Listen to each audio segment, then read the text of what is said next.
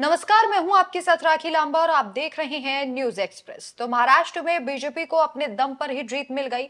अब इसके बाद सवाल ये खड़ा होता है कि आखिर महाराष्ट्र का मुख्यमंत्री कौन होगा। इसे लेकर लगातार जद्दोजहद देखी जा रही है और फूट भी देखी जा रही है। इसके साथ ही एक सवाल और जुड़ गया है अब महाराष्ट्र से, क्योंकि खबरें ये हैं कि महाराष्ट्र की राजनीति से ही नया बीजेपी का राष्ट्रीय अध्यक्ष चुना जाएगा और एक फॉर्मूला आरएसएस और बीजेपी के बीच तय हो गया है, जिसमें फडणवीस को बहुत ज्यादा फायदा मिलने वाला है।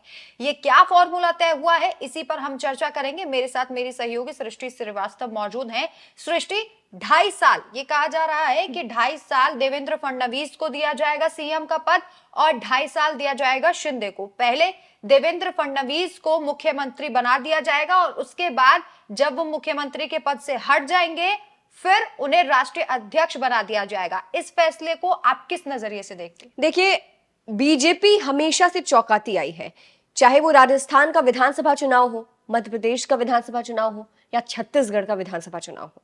सारे मीडिया, सारे चैनल्स वही एक दो नाम बोल रहे थे। वसुंधरा राजे हो गए, शिवराज सिंह चौहान हो गए, वही सारे बातें कही जा रही थी। लेकिन बीजेपी ने क्या किया? बीजेपी ने सबको चौंकाया।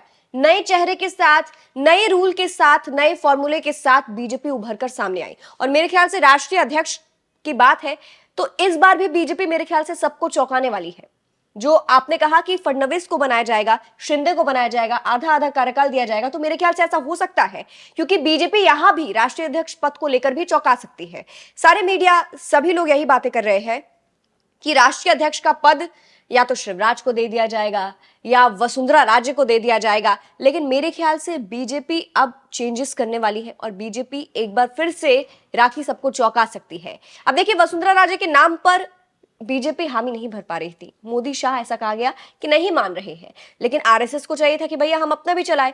तो यहां जब आरएसएस आ जाएगी तो मेरे ख्याल से आरएसएस भी फडणवीस के नाम पर हामी भरेगी, क्योंकि आरएसएस के करीबी माने जाते हैं फडणवीस। बिल्कुल, और फडणवीस करीबी माने जाते हैं। इसके साथ ही आरएसएस और बीजेपी के बीच जो तलखियां थी वो भी कम हो गई है। सबसे बड़ा कारण इसका ये रहा, और जो सबसे बड़ा एग्जाम्पल हमने मोदी और मोहन भागवत का एक साथ होने का देखा, वो ये रहा कि हरियाणा के लोकसभा चुनाव में भी आरएसएस ने बीजेपी को जीत दिलाई। उसके बाद जब महाराष्ट्र में अब चुनाव हुए थे हाल ही में, तो एक रहेंगे तो सेफ रहेंगे, बटेंगे तो कटेंगे, इन नारों का किस तरीके से समर्थन आरएसएस ने किया, और जो हिंदूवादी वोट था वो आरएसएस का पूरा बीजेपी के पास गया। और आरएसएस की जो भूमिका इस जीत में रही वो बहुत ज्यादा हावी रही है। और शायद यही कारण है कि शायद प्रधानमंत्री नरेंद्र मोदी इस बात पर राजी हो जाए कि फडणवीस को राष्ट्रीय अध्यक्ष बना दिया जाएगा। महत्वपूर्ण जानकारी यह है कि जनवरी तक जो राष्ट्रीय अध्यक्ष है बीजेपी का, उसे चुना जाना है।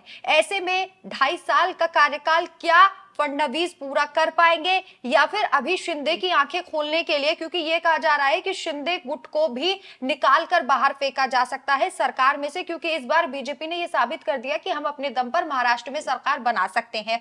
और हरियाणा वाला हाल यहां देखने को मिल सकता है, जिस तरीके से जेजेपी को निकालकर बाहर फेंक दिया था चुनावों से ठीक पहले, और अपने दम पर सरकार बनाने की जब हिम्मत आ गई तो गठबंधन को तोड़ दिया गया। ऐसा ही कुछ शिंदे के साथ और अजित पवार के साथ हो सकता है कि उन्हें हटा दिया जाए। लेकिन महत्वपूर्ण बात यह है कि आखिर फडणवीस यानी कि देवेंद्र फडणवीस को क्यों आरएसएस चाहती है कि वो यहां पर राष्ट्रीय अध्यक्ष बन जाए। सबसे बड़ी बात यह है कि उनका गजब का कोऑर्डिनेशन है पीएम मोदी के साथ और आरएसएस के साथ।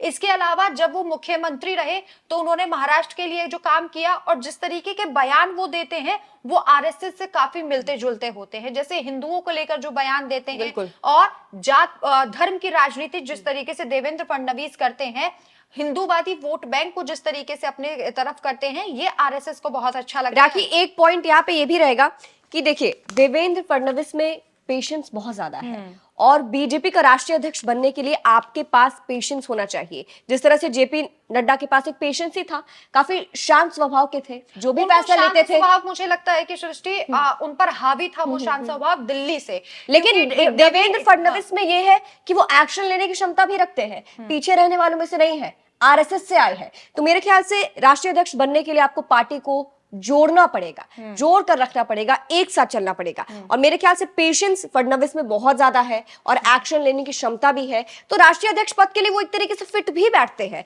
अगर आधा काल भी लेकिन जिस तरीके से ये कहा जा रहा है कि हो सकता है कि 2.5 साल से पहले, चूंकि जनवरी में राष्ट्रीय अध्यक्ष की घोषणा हो जाएगी, क्योंकि अब बीजेपी पर प्रेशर है इस बात का कि आप जल्द से जल्द, जेपी नड्डा का 2 बार कार्यकाल बढ़ा दिया गया, अब बीजेपी के ऊपर ये प्रेशर है कि आप जल्द से जल्द अपना राष्ट्रीय अध्यक्ष चुन लीजिए, क्योंकि किसी भी पार्टी का बेस जो होता है वो राष्ट्रीय अध्यक्ष होता है। बहुत सारे फैसले तो क्या रहा कि अगर लेने देवेंद्र फडणवीस अभी सीएम बनेंगे तो फिलहाल के लिए राष्ट्रीय अध्यक्ष कौन बनेगा? फिलहाल के लिए ये कहा जा रहा है कि देवेंद्र फडणवीस जो हैं, अभी तो जेपी नड्डा को ही राष्ट्रीय अध्यक्ष के तौर पर हम देख रहे हैं, लेकिन जब देवेंद्र फडणवीस 2.5 साल का अगर कार्यकाल पूरा करने से पहले उन्हें बना दिया जाता है राष्ट्रीय अध्यक्ष, तो उस वक्त विनोद तावड़े जो महासचिव हैं बीजेपी के, या फिर चंद्रकांत पाटिल, इनको जो है वो मुख्यमंत्री बनाया जाएगा। और जो 2.5 साल वाला फॉर्मूला है देवेंद्र फडणवीस का, वो यहां पर लगाकर फडणवीस को पहुंचा दिया जाएगा राष्ट्रीय अध्यक्ष के पद पर, और इन 2 नामों को बिठा दिया जाएगा सीएम के पद पर, ताकि 2.5 साल जो है इनमें से एक नाम, एक चेहरा पूरा कर सके, और उसके बाद शिंदे को सरकार सौंप दी जाएगी। लेकिन यहाँ भी बड़ा सवाल यह है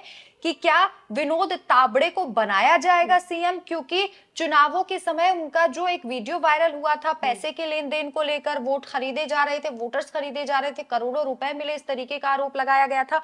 उसके बाद बीजेपी के ऊपर ये बहुत प्रेशर और एक चुनौती होगी कि क्या वो ऐसे व्यक्ति को सीएम के पद पर बैठाएंगे, क्योंकि कांग्रेस पर ऐसे आरोप लगाए जाते हैं, और उसके बाद अगर आप किसी ऐसे व्यक्ति को सीएम के पद पर बैठा देते हैं तो क्या ये बीजेपी की एक सफल रणनीति रहेगी? इसके अलावा दैनिक भास्कर में जो खबर छपी है, ये कहा जा रहा है कि आरएसएस के ही किसी बड़े नेता ने उनसे बातचीत में इस बात पर हामी भरी है कि आरएसएस और बीजेपी के बीच ये 2.5 साल वाला फॉर्मूला तय हो गया है, और जो एक दीवार खड़ी हो गई थी आरएसएस और बीजेपी के बीच, अब वो दीवार पूरी तरीके से टूट चुकी है। और शायद यही कारण है कि देवेंद्र फडणवीस के नाम पर सहमति बन जाए इस दृष्टि। बिल्कुल, और मेरे ख्याल से इससे वसुंधरा वाली प्रॉब्लम भी समाप्त हो जाएगी। वो कहा जाता है वसुंधरा से मोदी शाह को एलर्जी है, कह सकते हैं, उनके तेवर से, ऐसा कहा जा रहा है। और बीजेपी नहीं चाहती है कि वसुंधरा राष्ट्रीय अध्यक्ष बने। ऐसे में फडणवीस के नाम पर बीजेपी को हामी भरनी ही पड़ेगी, और आरएसएस तो इस बात में पक्का मान जाएगा, क्योंकि फडणवीस आरएसएस की तरफ से आते हैं। तो मेरे ख्याल से अभी आगे जो भी अपडेट्स आएंगी वो हम आप तक पहुंचाते रहेंगे, लेकिन फिलहाल यही कहा जा रहा है।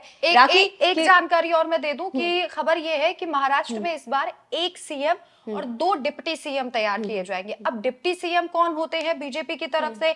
हो सकता है शिंदे ने अपना इस्तीफा सौंप दिया है, तो ये कहा जा रहा है चूंकि शिंदे को भी अभी कुछ ना कुछ चाहिए, जो असली शिवसेना और नकली शिवसेना की लड़ाई लड़कर शिंदे उभर कर सामने आए। हालांकि उन्होंने प्रूफ किया, लेकिन बीजेपी भी इस बात को भलीभांति समझती है, और नरेंद्र मोदी और अमित शाह भी इस रणनीति को जानते हैं कि अगर शिंदे को दूसरी बार मुख्यमंत्री बना दिया गया तो आगे जाके शिंदे गुट बहुत ज्यादा हावी हो जाएगा पार्टी पर।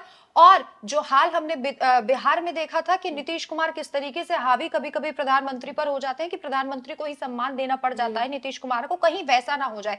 तो उससे सबक लेते हुए भी हो सकता है कि इस बार जो 2 डिप्टी सीएम वाला फॉर्मूला है उसमें शिंदे का नाम हो और एक बीजेपी से नाम हो, और इसके अलावा सीएम जो है वो बीजेपी का ही बनाया जाए। लेकिन कैबिनेट विस्तार में भी ये ध्यान दिया जाएगा, क्योंकि अपने दम पर पार्टी ने जीत हासिल की है बीजेपी ने, तो ज्यादा से ज्यादा कैबिनेट के जो मंत्री हैं वो बीजेपी के पास विधायक बनाए जाए। और इस बार सबसे बड़ी बात ये रही है कि बीजेपी का वोट शेयर बढ़ा है, वो भी फडणवीस के कारण। सूत्रों के हवाले से यह खबर है कि फडणवीस ने वो वोट शेयर बढ़ा दिया है। इस बार नागपुर की साउथ वेस्ट सीट से उन्होंने बम्पर जीत हासिल की, कांग्रेस के उम्मीदवार को उन्होंने हराया, करीब 39,000 ज्यादा वोटों के मार्जिन से उन्होंने कांग्रेस के उम्मीदवार को हरा दिया। कांटे की टक्कर यहां कही जा रही थी, क्योंकि कांग्रेस को लेकर इस तरीके की बातें थी कि इस बार बड़ी पार्टी जो है कांग्रेस मां बनती नजर आ रही है। हालांकि वो बड़ी पार्टी महाराष्ट्र में है बीजेपी के बाद। ये कहा जा रहा था अगर अपने दम पर कांग्रेस चुनाव लड़ती तो शायद इतनी बुरी हालत नहीं होती, क्योंकि उद्धव ठाकरे के वो तमाम बयान जो हिंदुओं के खिलाफ थे, गौ माता के खिलाफ थे, वो बयान हिंदुओं को बुरे लगे। और ये हुआ कि जो वोट था वो बहुत मतलब चुनाव से एंड मौके पर वो शिफ्ट हो गया, क्योंकि स्वामी अभिमुक्तेश्वरानंद सरस्वती ने भी जो है वो शिंदे गुट का समर्थन कर दिया और कहा कि जिन्होंने राज्य माता का दर्जा दिया है गौ माता को, हम उनको अपना वोट देंगे। तो इस तरीके से पूरी राजनीति बदल गई। अब ये देखना होगा कि 2 डिप्टी सीएम का जो फॉर्मूला और एक सीएम का फॉर्मूला है, इस फॉर्मूले में बीजेपी कितनी हावी रहती है, शिंदे के हाथ क्या लगता है, शिंदे गुट के हाथ क्या लगता है। इसके अलावा ये देखना होगा कि राष्ट्रीय अध्यक्ष अगर शिंदे को बना दिया जाता है जनवरी से पहले, जनवरी के समय, क्योंकि अपना कार्यकाल पूरा नहीं कर पाएंगे, तो सीएम किसे बनाया जाता है ये भी देखना होगा। तमाम तरह के नाम अभी आगे चल रहे हैं, लेकिन शिंदे के इस्तीफे के बाद ये कहा जा रहा है कि देवेंद्र फडणवीस ही वो हैं, और सूत्रों ने इस खबर को पुख्ता भी कर दिया है दैनिक भास्कर के अनुसार कि आरएसएस देवेंद्र फडणवीस के नाम पर मान गई है। और हाल ही में देवेंद्र फडणवीस ने मुलाकात भी मोहन भागवत से की थी रिजल्ट के आसपास, और मोहन भागवत इन दिनों अपनी रणनीति को लेकर बहुत ही क्लियर एंड कट है कि हमें कुछ कुछ राज्यों में अपनी चलानी है और राष्ट्रीय अध्यक्ष पद के लिए भी अपनी चलानी है। तो फडणवीस का मोहन भागवत से मुलाकात करना, उनका एक्शन में आना और दिल्ली पहुंचना, हालांकि वो कह रहे हैं कि वो किसी राजनीतिक प्रोग्राम से नहीं गए थे, लेकिन उनका दिल्ली पहुंचकर मुलाकात करना इन तमाम अटकलों को तेज करता है कि सीएम होंगे, और अगर सीएम का कार्यकाल पूरा नहीं कर पाए तो बीजेपी के राष्ट्रीय अध्यक्ष होंगे। सृष्टि, बिल्कुल, आपको क्या लगता है कि क्या सच में ये जो 2.5 साल वाला फॉर्मूला है वो बीजेपी अपनाएगी? कमेंट करके अपनी राय जरूर बताइएगा।